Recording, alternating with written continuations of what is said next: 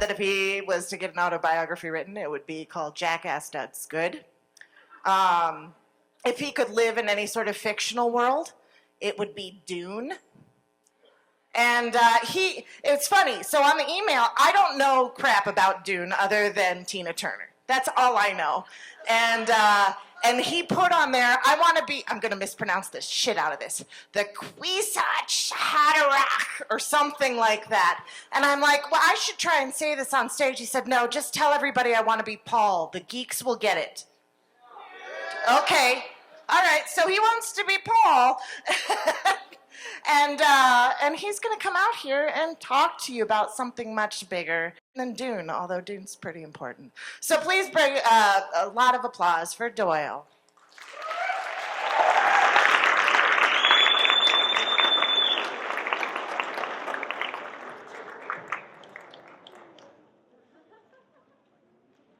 I wanted to do something about gun violence.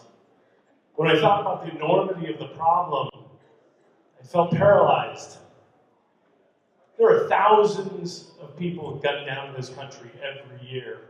2014 was a record-breaking year for gun violence in schools. It was also the year my son was born.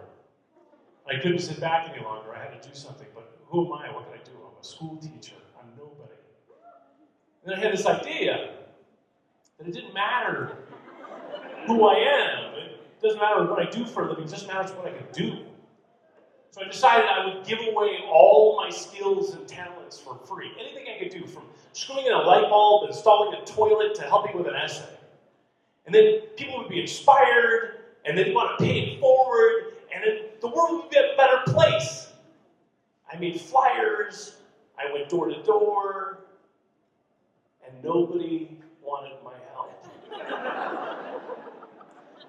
I went back to my classroom, I told my students, they loved the idea. I told their parents back to school, like, they loved the idea.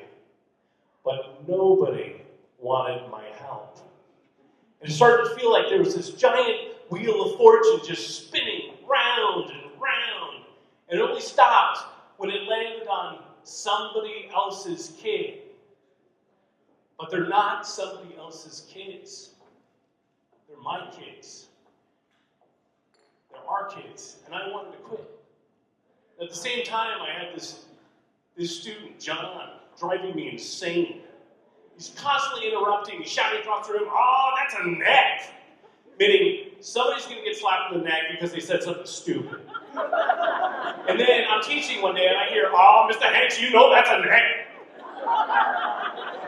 I had it. I march him outside, I read him the riot act, and he's got this tear coming out his cheek. And he tells me his mother's very sick, and suddenly it all makes sense. I put a hand on his shoulder, I tell him, I'm sorry, I'm there for him, and I understand. Now he and I, things are different between us after that.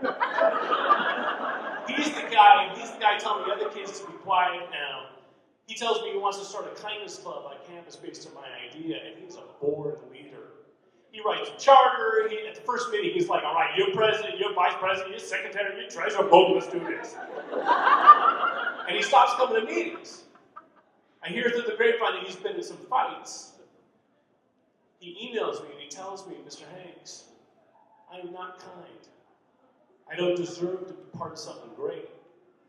I email him back and I tell him you are great and you come back as soon as you're ready. But he doesn't come back. In fact, he doesn't come to my class at all. And I started to think about the limiting beliefs that this kid has that tell him that he's unworthy at 15. And then I realized I'm doing the exact same thing with my project, thinking that I don't deserve to make a difference. And I wonder if he's comparing himself to me, thinking that I'm a good person because I'm doing this project. I am not a good person.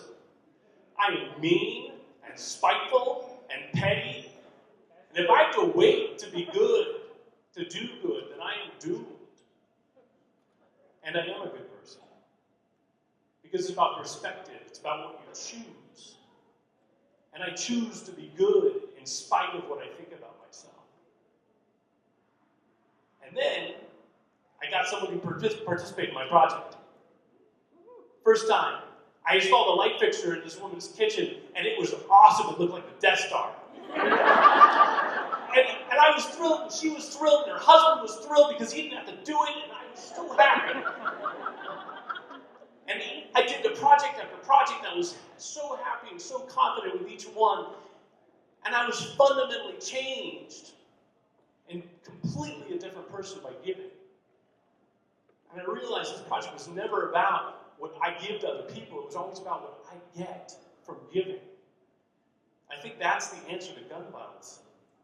That if we can choose to give and connect and love, then the world will be a better place. And John did come back to class.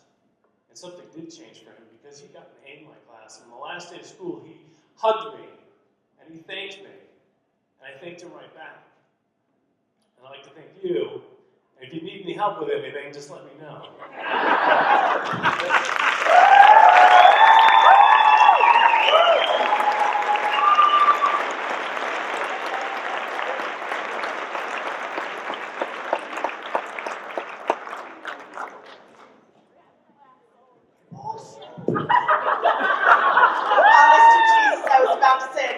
First half of the show without face planting. That's what I get about thinking about stuff like that.